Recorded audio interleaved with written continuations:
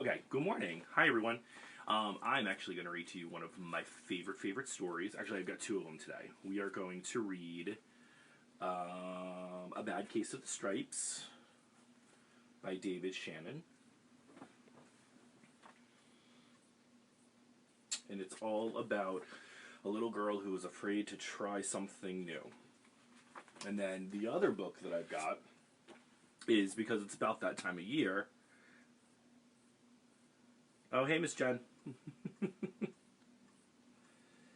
And actually, Miss Jen, I am reading one of your old books. You can see, Miss Jen. Is It Passover Yet? Because it's about that time. Alright, so let's get started. And a shout out to Nathan for reminding you that I was on. A Bad Case of the Stripes by David Shannon. And actually, I'm going to take this book jacket off because this one, I laminated it. It looks different. We've got red, yellow, green, blue, orange, and purple. And this is my favorite color. We're going to talk about those in Hebrew a little after the story, though. Alright, A Bad Case of the Stripes. And right off the bat, I see these strange things right on the cover. I wonder what they're going to be.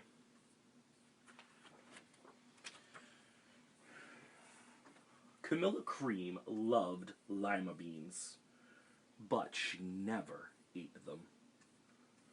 All of her friends hated lima beans, and she wanted to fit in. Camilla was always worried about what other people thought of her. Today, she was fretting even more than usual. It was the first day of school, and she couldn't decide what to wear. There were so many people to impress. She tried on 42 outfits, but none of them seemed quite right. Hey, Miss Rachel. Hey, Doris. She put on a pretty red dress, and she looked in the mirror, and then she screamed.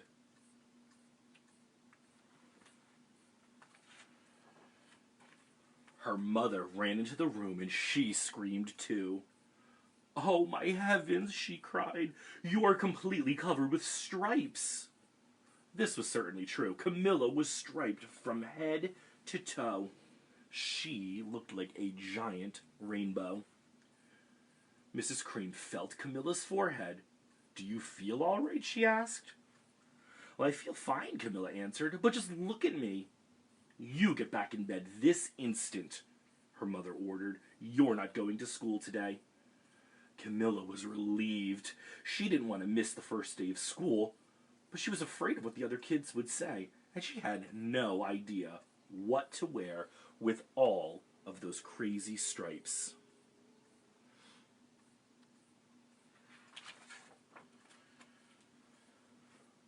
That afternoon, Dr. Bumble came to examine Camilla.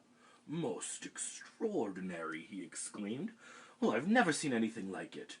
Are you having any coughing, sneezing, runny nose, aches and pains, chills, hot flashes, dizziness, drowsiness, shortness of breath, or uncontrollable twitching?"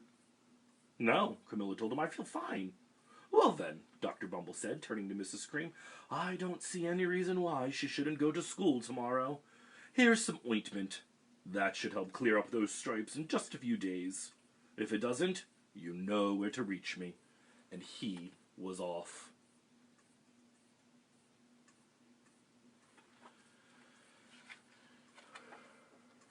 Sorry, I got a little delay here on my live feed, so I'm just trying to make sure that I get the pictures to the camera. The next day was a disaster. Everyone at school laughed at Camilla. They called her Camilla Crayon and Night of the Living Lollipop. She tried her absolute best to act as if everything was normal. But when the class said the Pledge of Allegiance, her stripes turned red, white, and blue, and she broke out in stars.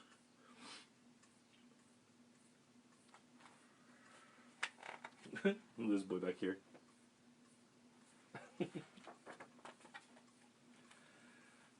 The other kids thought this was great. One yelled out, "Let's see some purple polka dots." Sure enough, Camilla turned all purple polka dotty. Someone else shouted, "Checkerboard!"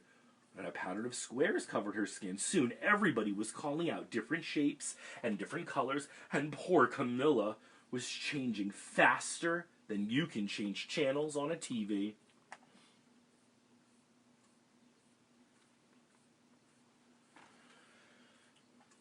It's kind of rude. I'm not being really respectful of her. I'm not sure if she enjoyed all of that color changing. That night, Mr. Harms, the school principal, called. "I'm sorry, Mrs. Cream," she said. Or, hold on, take two. That night, Mr. Harms, the school principal, called. "I'm sorry, Mrs. Cream," he said. "I'm gonna have to ask you to keep Camilla home from school. She's just too much of a distraction. And I've been getting calls from all of the other parents. They're afraid that those stripes might be contagious." Camilla was so embarrassed. She couldn't believe that 2 days ago everybody liked her, and now nobody wanted to be in the same room as her. Her father tried to make her feel better. "Is there anything that I can get you, sweetheart?" he asked. "No, thank you," sighed Camilla. What she really wanted was a nice plate of lima beans, but she'd been laughed at enough for one day. "Hey, Val. I see you."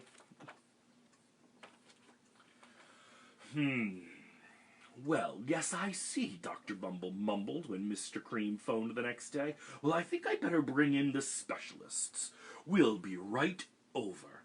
And about an hour later, Dr. Bumble arrived with 4 people in long white coats. He introduced them to the Creams. "This is Dr. Group, Dr. Sponge, Dr. Cricket, and Dr. Young." And then the specialists went to work on Camilla. They squeezed and jabbed, tapped and tested. It was all very uncomfortable. "Well, it's not the mumps," concluded Dr. Group. "All the measles," said Dr. Sponge. "Definitely not the chicken pox," said Dr. Cricket. "All the sunburn," said Dr. Young. "Try these," said the specialists. They each handed her a bottle filled with different colored pills. "Take one of each before bed," said Dr. Group, and then they filed out the front door, followed by Dr. Bumble. "Hi, Eliza. Hey, Sienna, I miss you too." I know, right, Doris? This book is very reminiscent of what's happening right now. Oh my, this is my favorite page. That night, Camilla took her medicine. It was it was awful.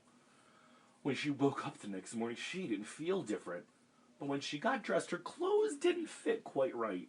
She looked in the mirror, and there, staring back at her, was a giant, multicolored pill with her face on it.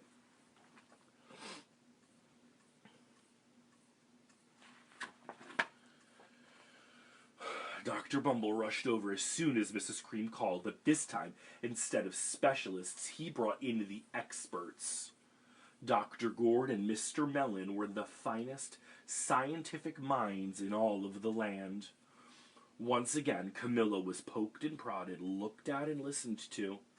The experts wrote down a lot of numbers, and then they huddled together and they whispered. Dr. Gourd finally spoke. "It might be a virus," he announced with authority, and suddenly fuzzy little virus balls appeared all over Camilla. "Or possibly some form of a bacteria," said Mr. Mellon, and then out popped little squiggly bacteria tails. "Or it could be a fungus," said Dr. Gourd. Instantly, Camilla was covered with different colored fungus blotches. The experts looked at Camilla and then at each other. "We need to go over these numbers again back at the lab," Dr. Gourd exclaimed, "and we'll call you when we know something." But the experts didn't have a clue, much less a cure. Sounds kind of familiar, actually.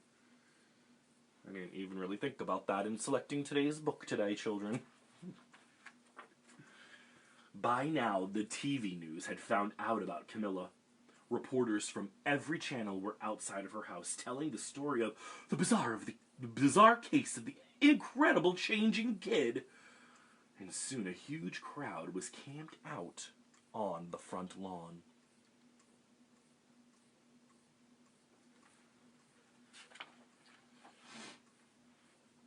Oh, dear.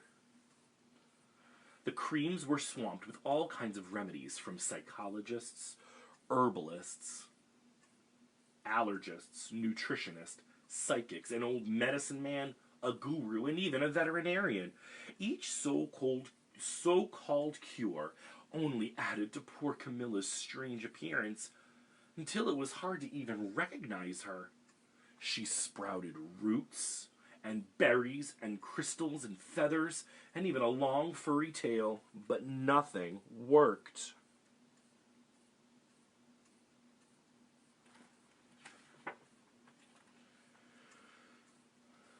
One day, a woman who called herself an environmental therapist claimed that she could cure Camilla. "Close your eyes," she said.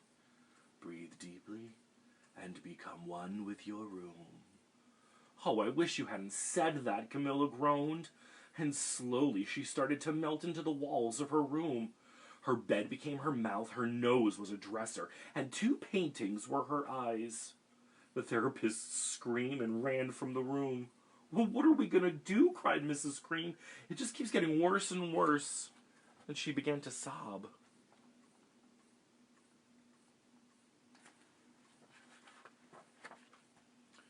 At that moment, Mr. Cream heard a quiet little knock at the front door. "It's not a dinosaur."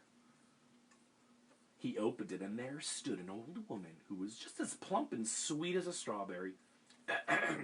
"Excuse me," she said brightly, "but I think I can help." She went into Camilla's room and looked around. "Oh, my goodness," she said with a shake of her head. "What we have here is a bad case of the stripes. One of the worst I've ever seen. Good morning, Medea." She pulled out a container of small green beans from her bag. "Here," she said. "These might do the trick." "Are those magic beans?" asked Mrs. Cream. "Oh, my heavens, no," replied the kind old woman. "There is no such thing. These are just plain old lima beans." "I'll bet you'd like some, wouldn't you?" she asked Camilla. Camilla wanted a big, heaping plateful of lima beans, more than just about anything, but she was still so afraid to admit it. "Ugh," she said. "No one likes lima beans, especially me."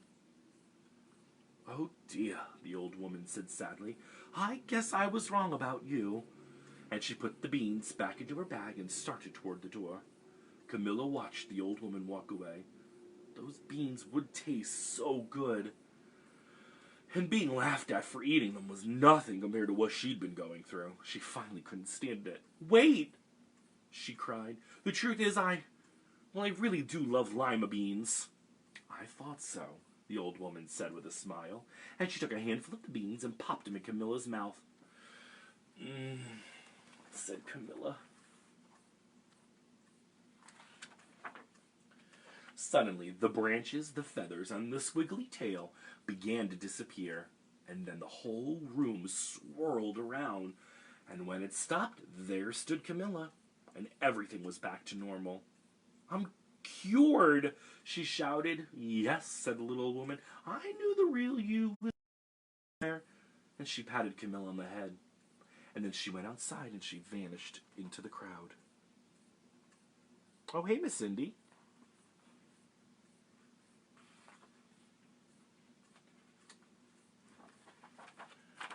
And afterward, Camilla wasn't quite the same.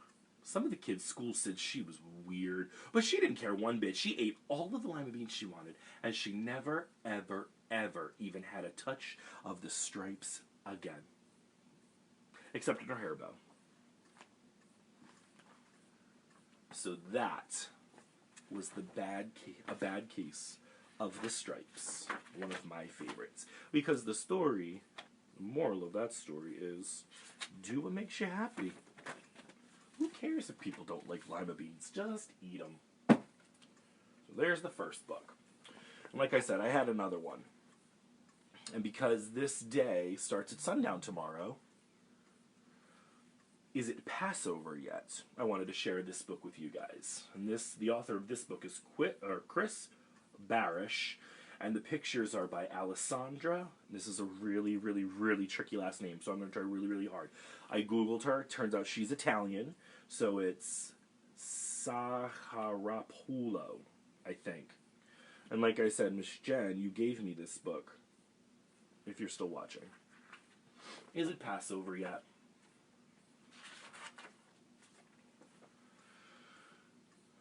And these pictures look completely different than these. That's why I liked this book too. When spring flowers bloom and the grass starts to grow,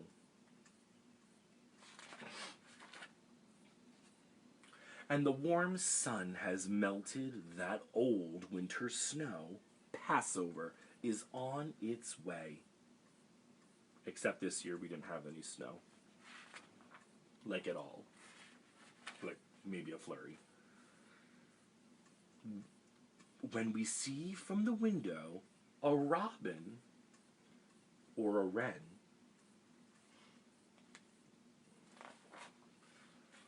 and squirrels play high up in the trees once again,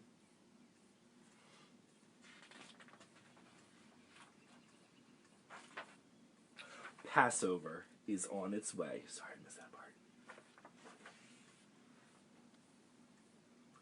When everyone scurries from room to room. Oh, look, I see a Hanukkah from Hanukkah. With a bucket and a mop or a long-handled broom, Passover is on its way. I see a menorah. I see a tzedakah box. Looks like a Torah and a Kiddush cup as well.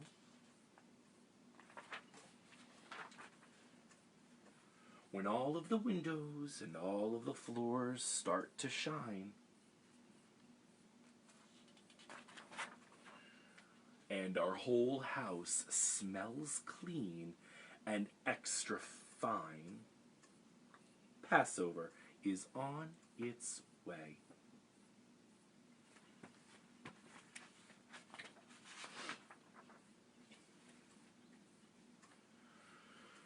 When our fanciest dishes come out of the drawer and Elijah's cup sparkles like diamonds galore,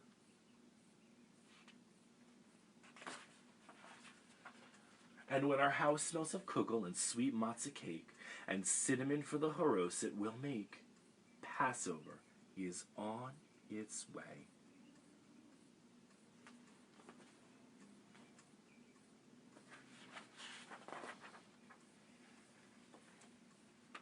When the sun's getting low and the doorbell stops ringing,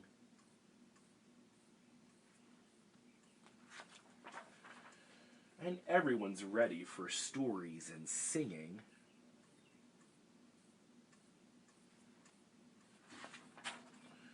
when the Seder is ready and the candles are lit,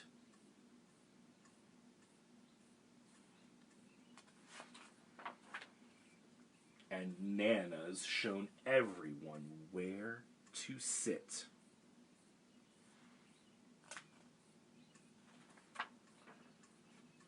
Passover is here.